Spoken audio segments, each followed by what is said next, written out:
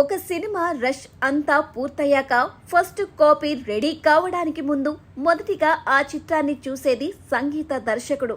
Cinema ఫలితం ఏంటన్నది ముందుగా అర్థమయ్యేది ఆ వ్యక్తికే. అందుకే సంగీత దర్శకుల అభిప్రాయానికి అందరూ విలువ ఇస్తారు. ఆడియో వేడుకలు, ప్రీ రిలీజ్ ఈవెంట్లలో సినిమా గురించి మ్యూజిక్ డైరెక్టర్ ఏం మాట్లాడుతారా అని అందరూ ఆసక్తి ప్రదర్శిస్తారు.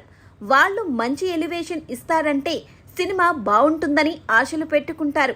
కొందరు మ్యూజిక్ డైరెక్టర్లు తమ మాటలతోనే కాక సోషల్ మీడియా పోస్టుల ద్వారా కూడా సినిమాకు హైప్ పెంచే ప్రయత్నం చేస్తూ ఉంటారు. అందులో అనిరుద్ రవిచందర్ ఒకడు.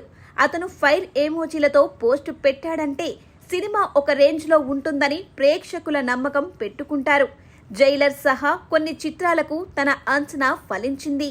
కానీ కొన్ని సినిమాల విషయంలో అనిరుద్ అంచనా తప్పింది. అందుకేనేమో ఈ మధ్య అతను ఆ తరహా పోస్టులు పెట్టట్లేదు.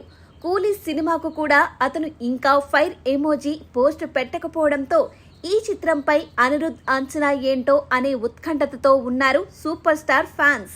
దీనిపై అనిరుద్ ఒక ఇంటర్వ్యూలో క్లారిటీ ఇచ్చాడు. తాను జైలర్ సినిమాకు ఇచ్చిన ఫైర్ ఎమోజీ రివ్యూ బాగా పనిచేసిందని అనిరుద్ తెలిపాడు.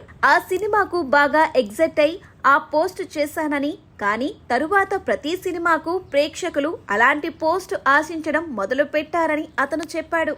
కానీ అన్ని సినిమాలు బాగా ఆడవని, కొన్ని చిత్రాల రిజల్ట్ ఏంటో ముందే అర్థమైపోతుందని, అప్పుడు పోస్ట్ ఎలా పెడతామని అనిరుద్ వ్యాఖ్యానించాడు.